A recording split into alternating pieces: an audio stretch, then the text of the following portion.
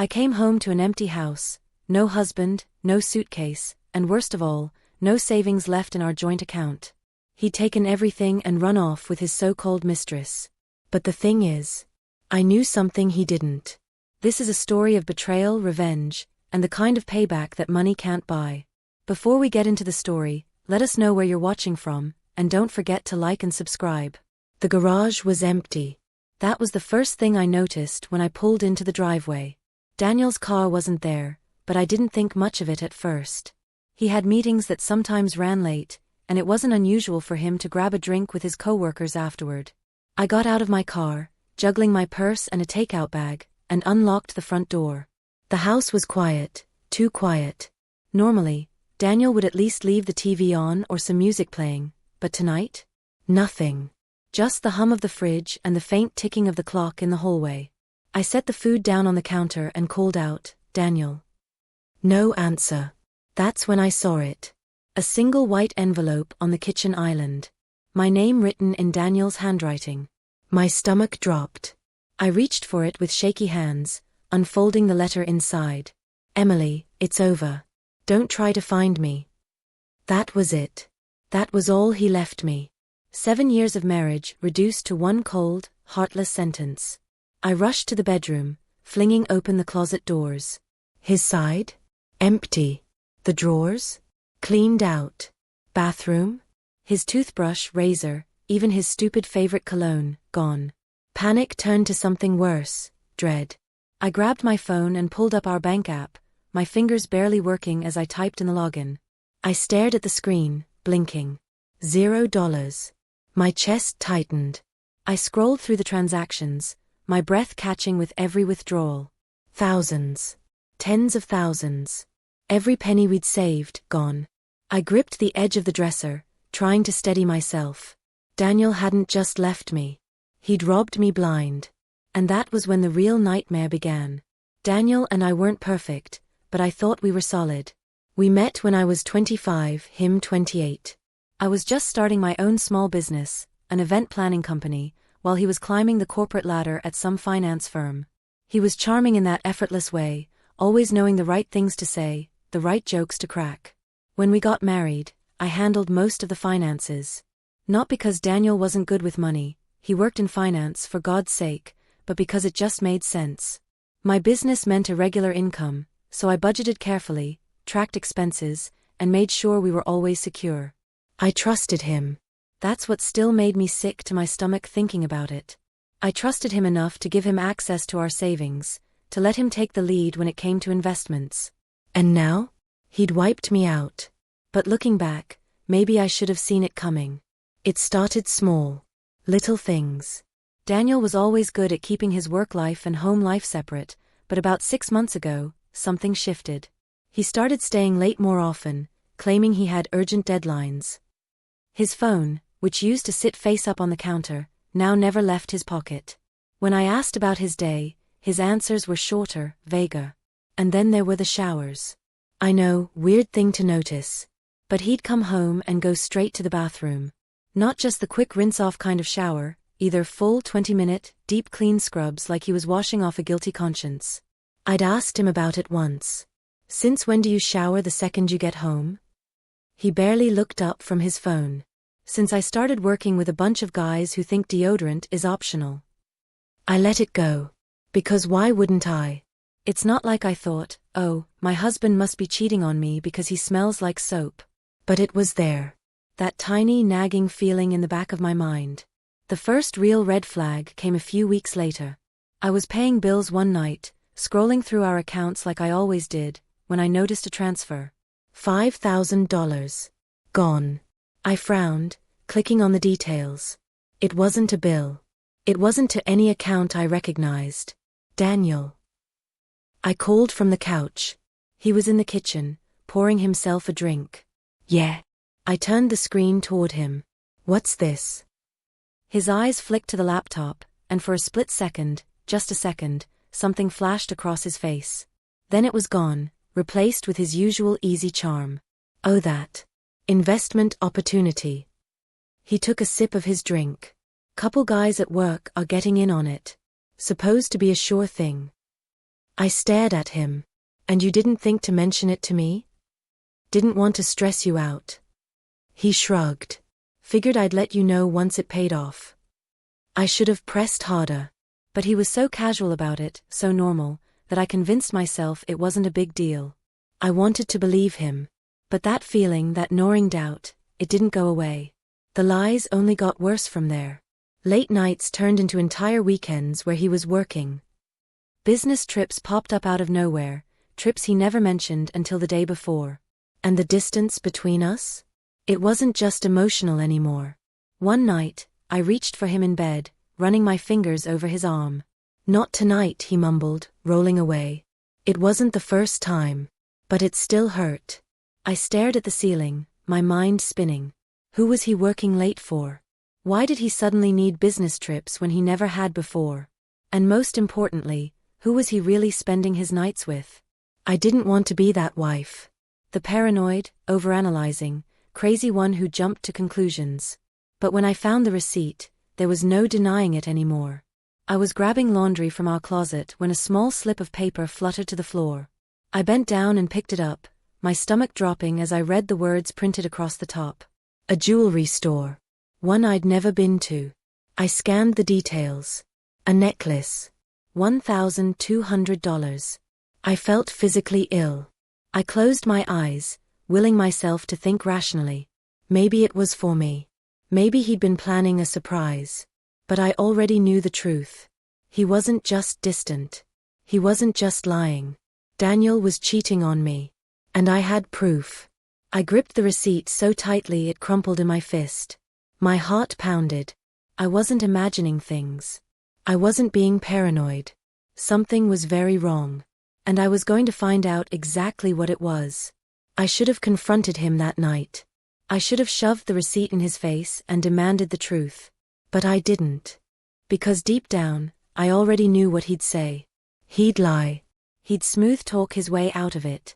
Make me feel like I was imagining things. No. If I was going to do this, I needed more than a crumpled piece of paper. I needed undeniable proof. And that's when I made the decision. I was going to catch Daniel in the act. I started small. The next morning, while he was in the shower, I grabbed his phone from the nightstand.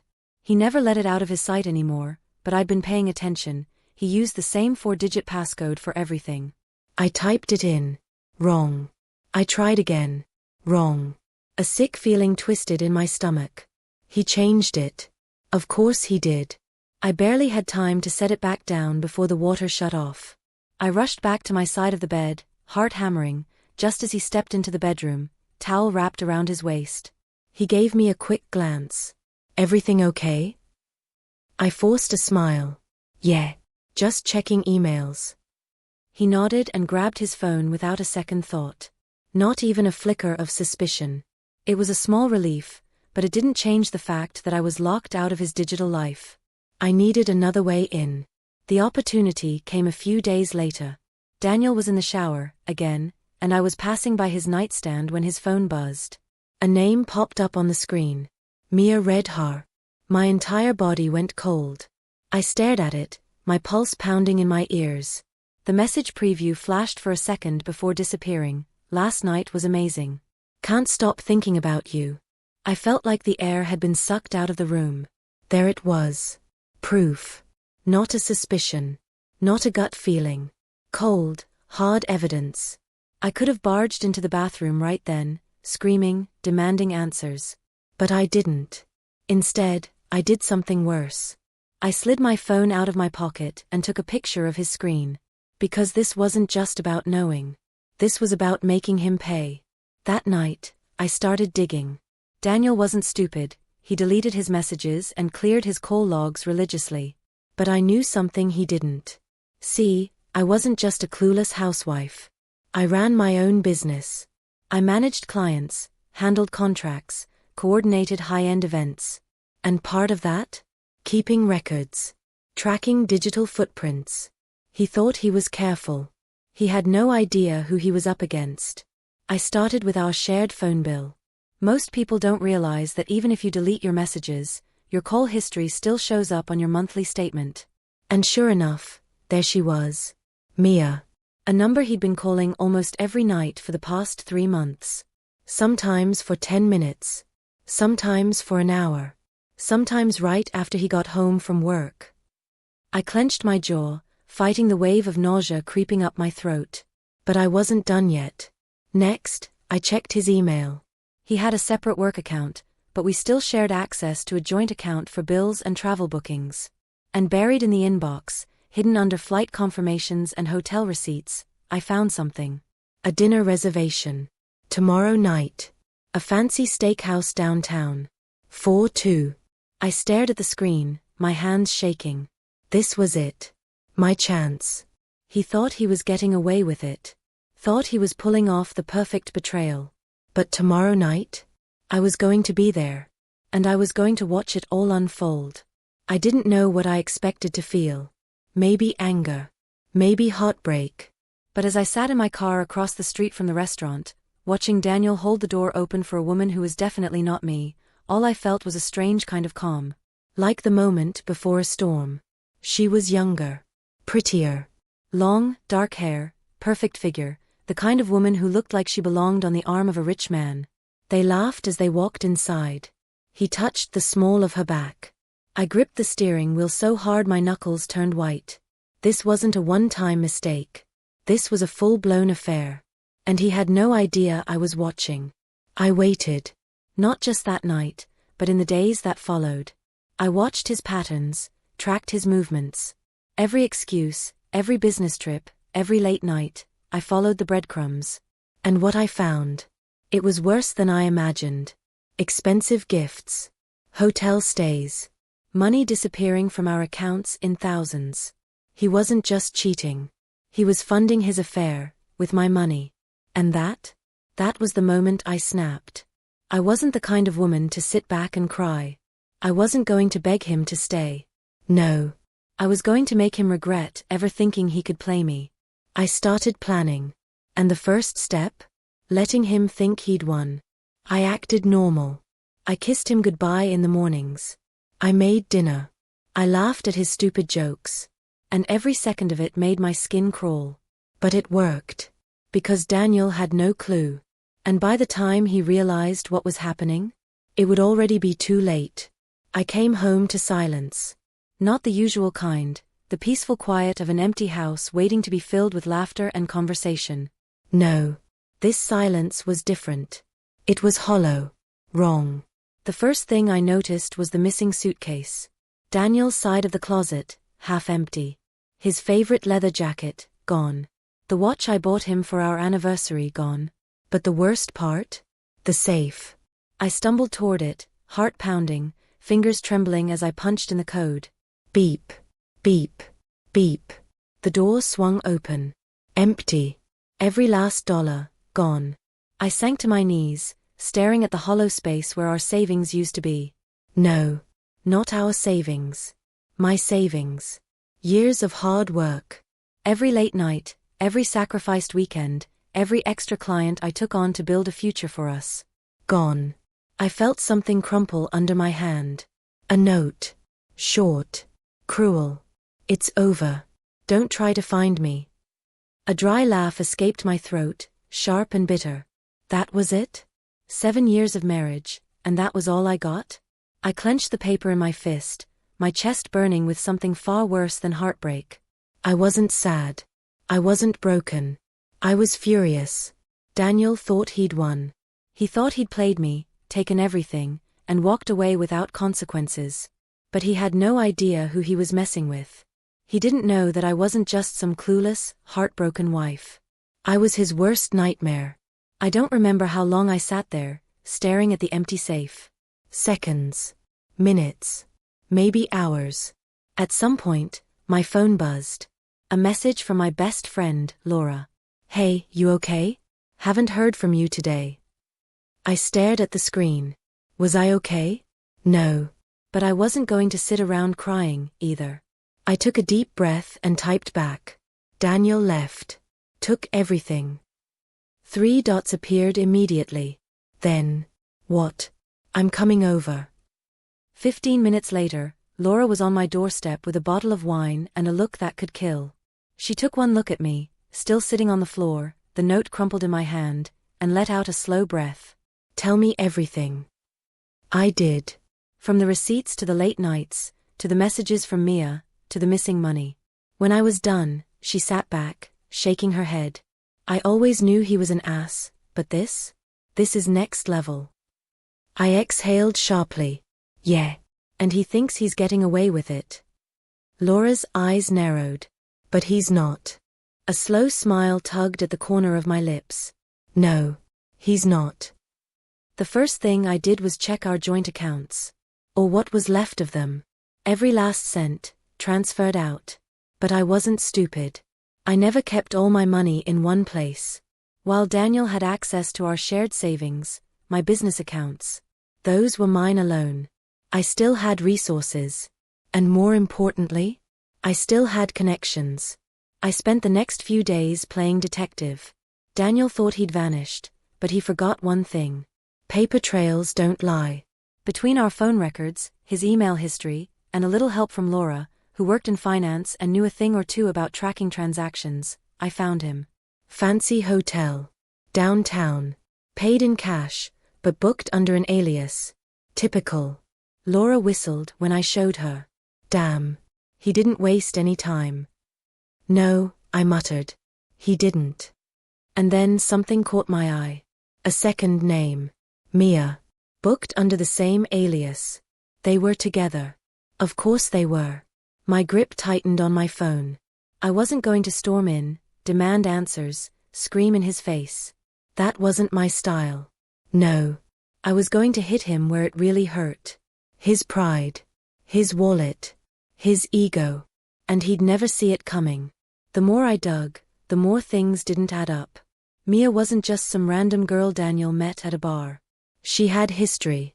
No social media presence. No digital footprint. But her name kept showing up in fraud reports. She was a professional. A scammer. And Daniel? He was her next target. I stared at the screen, barely breathing. "Oh my God," Laura whispered beside me. "She's conning him." I swallowed. And he has no idea. A slow, dangerous idea formed in my mind. I could warn him. Tell him he was about to be played. Or I could let it happen. Watch as she bled him dry. Watch as the man who stole from me lost everything. I closed my laptop, my decision made. Let's see how he likes it. Laura grinned. Now this is getting interesting. For the first time since I found that empty safe, I felt something close to satisfaction. Daniel thought he'd won. He thought he was running off into the sunset with his new lover and my money. But in reality, he was walking straight into a trap. And I was going to watch every second of it. The first step was simple. I had to know exactly how deep he was in. So with a little help from Laura, who, bless her morally flexible heart, had a few finance world contacts willing to bend the rules, I got access to Daniel's recent transactions. And let me tell you, it was bad. He was burning through cash like it was nothing. 5-star hotels. Lavish dinners. Expensive jewelry. He'd even sold his car. Sold. His car. That was when I knew. Mia was bleeding him dry. And he was too stupid, too blinded by lust, to even realize it. I showed the records to Laura over drinks. She leaned back, laughing. "This is beautiful." "I know," I said, shaking my head. "She's playing him like a damn fiddle." Laura smirked. "Question is, how far do we let it go?" I tilted my glass in thought. Because here's the thing, Daniel hadn't just stolen from me. He had humiliated me. He had looked me in the eye, told me I was the love of his life, then walked out like I was nothing. And now? He was about to learn exactly what that felt like. I started following their downfall like a spectator at a slow-motion car crash. Checking transaction logs. Watching hotel bookings change, downgrading from luxury suites to budget rooms. Seeing her name attached to every single payment. Mia was leading him deeper and deeper into the scam. Every day, he got more desperate. And it was glorious. A few weeks in, I got my first real taste of karma in action. Laura and I were having lunch when my phone buzzed. An unknown number. I hesitated, then picked up. "Hello?" Silence. Then, Emily. I went still. That voice. That pathetic, hesitant voice. Daniel. My stomach did this weird flip, half rage, half something else I couldn't name. I took a slow breath, forcing my voice to stay calm. Well, look who it is. A pause. Then, a nervous chuckle. Hey. How are you? I almost laughed out loud. How am I? I swallowed back the sarcasm and said fine. Then silence. A silence I let stretch, because I knew him. I knew he was squirming. And I wanted him to. Finally, he exhaled. Look, I messed up. I raised an eyebrow. Oh. Yeah, he muttered. I need help, Em. Bingo. I leaned back, my grip tightening on the phone. Let me guess. Mia. He sucked in a breath. You know about her? I smiled. Oh, Daniel. I know everything. Silence again. Then, a low, bitter laugh. So you know she took everything? Oh, that was delicious. I wanted to savor it. To draw this out. But instead, I went straight for the kill. I let out a soft sigh, pretending to be sympathetic. Well, now you know how it feels. Then I hung up. Laura lost it. She was practically wheezing. Oh my God. You just left him hanging like that. I grinned, tossing my phone onto the table. Damn right I did. And the best part? That wasn't even the end of his suffering. Not yet. A week later, I got a message from one of Laura's contacts. Daniel had tried taking out a loan. And got denied. No job. No assets. No money. He was officially screwed. I almost felt bad. Almost. But then I remembered the empty safe. The note. The betrayal. And suddenly, I didn't feel bad at all. I never spoke to him again. Never answered his calls. Never gave him the closure he was probably desperate for. He had taken everything from me. And in return? He got nothing. Not my sympathy. Not my forgiveness. Not even a damn response. And that was the real revenge. Life moved on. I rebuilt. I thrived. And Daniel? Well, let's just say karma took care of him.